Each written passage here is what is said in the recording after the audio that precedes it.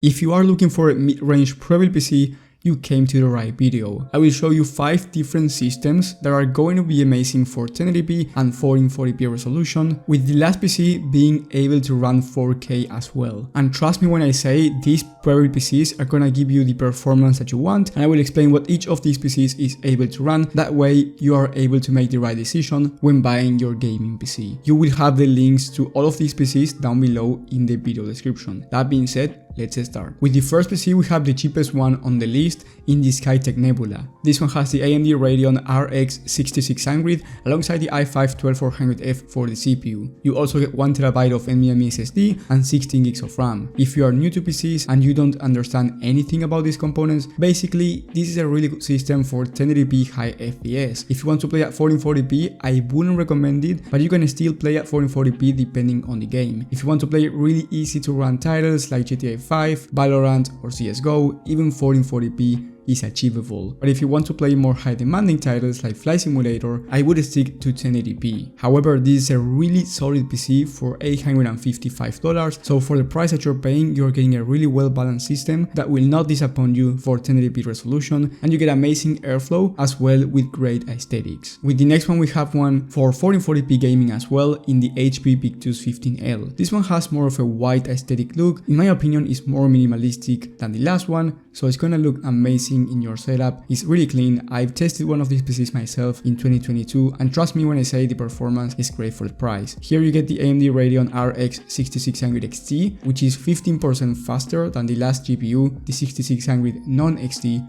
from the Skytech Nebula. You also get a Ryzen 7 5700G, 16GB of RAM, 1TB of hard drive, and 500GB of SSD. So you're gonna be paying around $70 more than the last one, but you're getting a better GPU, you're getting more storage, and overall better system for gaming. For you to understand the performance, at 1080p on a 12 game average on high to ultra settings is able to manage 128 FPS, which is a really high number considering high demanding titles were tested as well. And at 1440p on that same 12 game average on high to ultra settings, it was able to manage 87 FPS. So even if you want to play at 1440p, this PC is gonna be solid. It's not gonna be the best 1440p gaming PC out there, so if you want to play really high demanding titles like Hogwarts Legacy on the ultra settings, I wouldn't recommend it. But if you want to play 1440p for the vast majority of games, you're gonna be just fine, 60 plus FPS on average with no issues. Also, if you want to play esports titles, as I mentioned before, Valorant, CSGO, or even a game like Fortnite,